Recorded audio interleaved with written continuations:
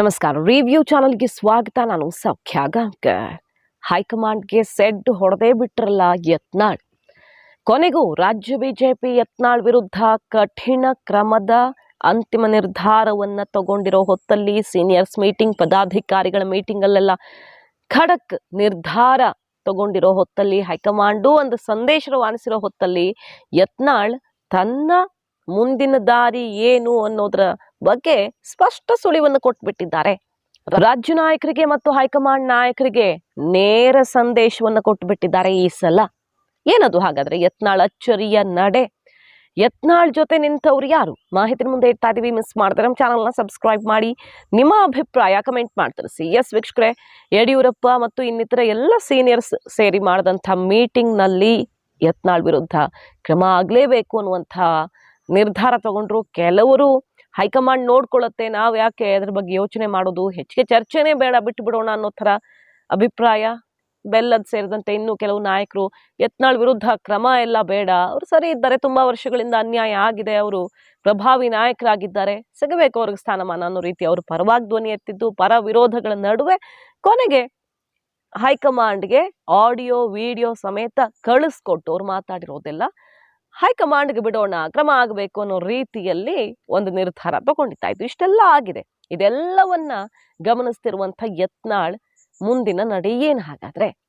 High command ಹೇಳಿ ಕಳಿಸ್ಬಿಟ್ಟಿದೆಯಲ್ವಾ, ಏನು ಮಾತಾಡಬೇಡಿ, ಪರನೂ ಬೇಡ ವಿರೋಧನೂ ಬೇಡ, ಎಲ್ಲಿ ಸಭೆಯಲ್ಲಿ ಮತ್ತೊಂದು ಕಡೆ ಚರ್ಚೆ ಮಾಡೋದು ಬೇಡ, ಮೀಡಿಯಾ ಮುಂದೆ ಬೈಟ್ ಕೊಡೋದು ಬೇಡ, ಅವ್ರ ಪಾಡಿಗೆ ಅವ್ರನ್ನ ಬಿಟ್ಟು ಬಿಡಿ ಅನ್ನೋ ರೀತಿ ಸಂದೇಶ ಬಂದಿದೆ. ಅದರ ಅರ್ಥ ಹೈಕಮಾಂಡ್ ಇದುವರೆಗೂ ಕಂಪ್ಲೀಟ್ ರಿಸ್ಕ್ ತಗೊಳಕ್ ಹೋಗಿಲ್ಲ ಯತ್ನಾಳ್ ಅವ್ರ ವಿಚಾರದಲ್ಲಿ. ಹಾಗಂತ ಅವ್ರಿಗೆ ಮಣೆ ಹಾಕೋಕ್ಕೂ ರೆಡಿ ಇಲ್ಲ. ಡೆಲ್ಲಿಗೆ ಬಂದಾಗ ಮೀಟಿಂಗ್ ಅವಕಾಶ ಕೊಟ್ಟಿಲ್ಲ, ಬಟ್ ಕ್ರಮನೂ ತಗೊಳ್ತಿಲ್ಲ. ಈ ರೀತಿಯ ನಿಲುವಿಗೆ ಕಾರಣ ಏನು ಅನ್ನೋದ್ರ ಬಗ್ಗೆ ಈಗಾಗಲೇ ಚರ್ಚೆ ಆಗಿದೆ. ಯತ್ನಾಳ್ ಮೊನ್ನೆ ಒಂದು ಸ್ಟೇಟ್ಮೆಂಟ್ ಕೊಟ್ಟಿದ್ರು, ನಾನು ಏನು ಮಾತಾಡಿದ್ರು ಯಾರು ಕ್ರಮ ಕೈಗೊಳ್ಳಲ್ಲ ಅಂತ. ಇದ್ರ ಬೆನ್ನಲ್ಲೇ ಇಷ್ಟೆಲ್ಲ ರಾಜ್ಯ ಬಿಜೆಪಿಯ ನಾಯಕರು ಯತ್ನಾಳ್ ಮೂಲೆ ಗುಂಪು ಮಾಡುವ, ಅವರು ಅಪ್ರಸ್ತುತ ಅಂತ ಅನಿಸುವ ಪ್ರಯತ್ನ ನಡೆಸಿರುವಾಗ ಈಗ ಸೆಡ್ ಹೊಡೆದಿದ್ದಾರೆ. ಜಯಮೃತ್ಯುಂಜಯ ಸ್ವಾಮೀಜಿಯ ಮೂಲಕ ಒಂದು ಬಿಗ್ ಮೆಸೇಜ್. ಬರೀ ಅವ್ರ ಮೂಲಕ ಸ್ಟೇಟ್ಮೆಂಟ್ ಅಂತ ಅಲ್ಲ, ಯತ್ನಾಳ್ ಮುಂದಿನ ದಾರಿಯೂ ಹೌದು ಇದು. 80 ಲಕ್ಷ ಪಂಚಮಸಾಲಿ ಸಮುದಾಯವನ್ನ ಹೈಕಮಾಂಡ್ ಎದುರು ಹಾಕೊಳ್ಳೋ ರಿಸ್ಕ್ ತಗೊಳ್ಳಲ್ಲ. ಒಂದು ಸಲ ಬಿಜೆಪಿ ಹೈಕಮಾಂಡ್ ಆ ತಪ್ಪು ಮಾಡಿಬಿಟ್ಟಿದೆ, ಮತ್ತ ಆ ತಪ್ಪು ಮಾಡೋ ಚಾನ್ಸೇ ಇಲ್ಲ. ಯಾವ ಕಾರಣಕ್ಕೂ ಯತ್ನಾಳ್ ಮೇಲೆ ಕ್ರಮ ಆಗಲ್ಲ ಈ ಸಲ ಅನ್ನುವಂತಹ ಬಿಗ್ ಸ್ಟೇಟ್ಮೆಂಟ್ ಅನ್ನ ಜಯಮೃತ್ಯುಂಜಯ ಸ್ವಾಮೀಜಿ ಅವರು ಕೊಡ್ತಾರೆ. ಅದು ಸಾಧ್ಯ ಇಲ್ಲ ಅಂತ ನಾ ಹೇಳ್ತೇನೆ.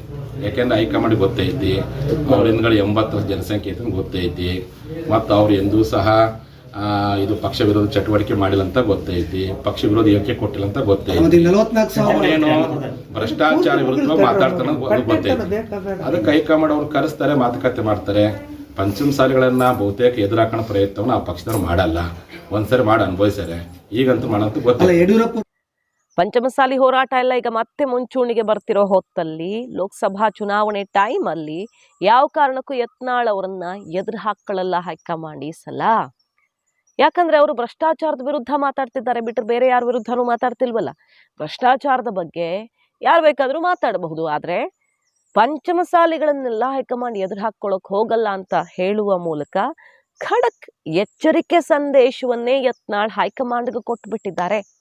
ಎದುರು ಹಾಕೊಂಡ್ರೆ ಏನಾಗುತ್ತೆ, ನನ್ನ ಮುಂದಿನ ನಡೆ ಏನು ಅನ್ನೋದನ್ನ ಕ್ಲಿಯರ್ ಮಾಡುವ ಮೂಲಕ, ತನ್ನ ಬೆನ್ನಿಗೆ ಎಷ್ಟು ದೊಡ್ಡ ಶಕ್ತಿ ಇದೆ ಅನ್ನುವಂಥ ಮೆಸೇಜ್ ಕೊಡುವ ಮೂಲಕ ಯತ್ನಾಳ್ ಈಗ ಬಿಗ್ ಸ್ಟೆಪ್ ಇಟ್ಟಿರೋದು. ಸೊ ಈ ಸಲ ಯತ್ನಾಳ್ ಎಲ್ಲ ಬ್ಲೂ ಪ್ರಿಂಟ್ ರೆಡಿ ಮಾಡ್ಕೊಂಡೇ ಅಖಾಡಕ್ಕೆ ಇಳಿದಿದ್ದಾರೆ ಅನ್ನೋದು ಕ್ಲಿಯರ್. ಯಾಕಂದ್ರೆ ಸುಮಾರು ಸಲ ಹೇಳಿದ್ರು ಅವರು, ಉಚ್ಚಾಟಿಸಿದ ಮರುದಿನವೇ ನಾನು ಏನ್ ಮಾಡ್ತೀನಿ ನೋಡ್ತಾ ಇರಿ ಅಂತ. ಬಹುದೊಡ್ಡ ಹಗರಣದ ದಾಖಲೆಯನ್ನ ಬಿಡೋದಾಗಿ ಹೇಳಿದ್ರು. ಅಪ್ಪಾಜಿ ಅಂತ ಹೆಸರು ಹೇಳದೆ ಬಾಣವನ್ನು ಬಿಟ್ರು. ವಿಜಯೇಂದ್ರ ವಿರುದ್ಧ ಕುಟುಕಿದ್ರು. 40,000 ಕೋಟಿ ಹಗರಣದ ವಿಚಾರ ತೆಗೆದ್ರು. ಇಷ್ಟೆಲ್ಲ ಆದ್ಮೇಲೆ ಹೈಕಮಾಂಡ್ ಕೂಡ ಸೆಟ್ ಮಾಡ್ಕೊಳ್ತು, ಪಕ್ಷ ವಿರೋಧಿ ಚಟುವಟಿಕೆ ಇದು ಅಂತ. ಬಟ್ ಕ್ರಮ ಆಗಿಲ್ಲ. ಈ ಹೊತ್ತಲ್ಲಿ ನನ್ನನ್ನ ಉಚ್ಚಾಟಿಸ್ಲಿ, ನೆಕ್ಸ್ಟ್ ಡೇನೆ ಏನೇನು ಬಿಡ್ತೀನಿ ನಾನು ನೋಡ್ತಾ ಇರಿ ಅಂತೆಲ್ಲ ಹೇಳುವ ಮೂಲಕ ಉಚ್ಚಾಟಿಸಿದ್ರು, ನಾನು ರೆಡಿ ಇದ್ದೀನಿ, ಅಂಥ ಕ್ರಮ ಆದ್ರೆ ನನ್ನ ಶಕ್ತಿ ಹೆಚ್ಚಾಗುತ್ತೆ ಅನ್ನುವಂಥ ಸಂದೇಶ ಕೊಟ್ಟಿದ್ರು. ಈಗ ಸ್ವಾಮೀಜಿ ಮೂಲಕ ಇಡೀ ಸಮುದಾಯದ ಮೆಸೇಜ್ ಅನ್ನ ಹೈಕಮಾಂಡ್ಗೆ ಕೊಡಿಸ್ದಂಗೆ ಕಾಣಿಸ್ತಾ ಇದೆ. ಪಂಚಮಸಾಲಿಗಳನ್ನ ಯಾರು ಎದುರು ಹಾಕೊಳ್ಳೋಕೆ ಬರಬೇಡಿ, ಎದುರು ಹಾಕೊಂಡ್ರೆ ಖಂಡಿತ ನಮ್ಮ ದಾರಿ ನಮಗೆ ಅನ್ನುವಂಥ ಸಂದೇಶ ಯತ್ನಾಳ್ ಅವ್ರ ಕಡೆಯಿಂದ ಈ ಸಲ ನೇರ ರವಾನೆಯಾಗಿದೆ. ನೋಡಿ, MB ಪಾಟೀಲ್ರಿಗೆ ಮೀಡಿಯಾದವ್ರು ಕೇಳಿದ ಪ್ರಶ್ನೆಗೆ ಅವ್ರ ಆನ್ಸರ್, ಯತ್ನಾಳ್ ಅವ್ರು ಕಾಂಗ್ರೆಸ್ ಅವ್ರ ಜೊತೆಗೆ ಅಡ್ಜಸ್ಟ್ಮೆಂಟ್ ಮಾಡ್ಕೊಂಡಿದ್ದಾರಾ, ಅಥವಾ ಕೆಲವರೆಲ್ಲ ಅವ್ರಿಗೆ ಸಪೋರ್ಟ್ ಮಾಡ್ತಿದ್ದಾರ ಅನ್ನೋದಕ್ಕೆ ಆ ಥರ ಏನಾದರೂ ಇದ್ರೆ BJP ಅವರು ಹೊರಗಡೆ ಇಡಬಹುದಿತ್ತು.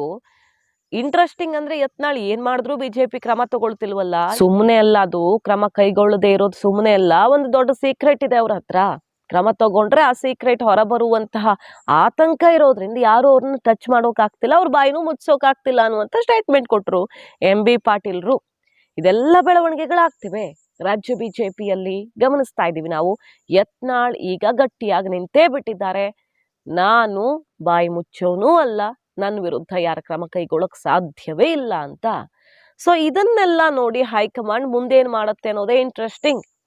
ನೋಡಿ, ಆ ಕಡೆ ಪ್ರಹ್ಲಾದ್ ಜೋಶಿ ಅವರು ಕೇಂದ್ರ ಸಚಿವರು ಸ್ಟೇಟ್ಮೆಂಟ್ ಕೊಟ್ಟಿದ್ದಾರೆ. ಯಡಿಯೂರಪ್ಪನವ್ರ ವಿರುದ್ಧ, ವಿಜಯೇಂದ್ರ ವಿರುದ್ಧ ಮತ್ತು ಅವ್ರನ್ನ ಅಧ್ಯಕ್ಷರನ್ನಾಗಿ ಮಾಡಿರೋ ಹೈಕಮಾಂಡ್ ನಿರ್ಧಾರದ ವಿರುದ್ಧ ಯತ್ನಾಳ್ ಮಾತಾಡ್ತಿರೋದು ಸರಿಯಲ್ಲ ಅಂತ ಹೇಳುವ ಮೂಲಕ ಹೈಕಮಾಂಡ್ ಏನ್ ಹೇಳ್ತಿದೆ ಅನ್ನೋದು ಅವ್ರ ಮಾತಲ್ಲಿ ಬಂದಂಗೆ ಕಾಣಿಸ್ತಾ ಇದೆ. ಸಾಧ್ಯವಾದಷ್ಟು ನಿರ್ಲಕ್ಷ್ಯ ಮಾಡಿಕೊಂಡೇ ಈ ಟೈಮ್ ಪಾಸ್ ಮಾಡ್ಬಿಡೋದು. ಲೋಕಸಭಾ ಚುನಾವಣೆ ಟೈಮಲ್ಲಿ ಹಾವು ಸಾಯ್ಬಾರ್ದು, ಕೋಲು ಮುರಿಬಾರ್ದು ಅನ್ನೋ ರೀತಿಯಲ್ಲಿ ಈ ಟೈಮ್ ಕಳಿಬೇಕು. ಅದು ಹೈಕಮಾಂಡ್ಗಿರುವಂಥ ಬಹುದೊಡ್ಡ ಸವಾಲು.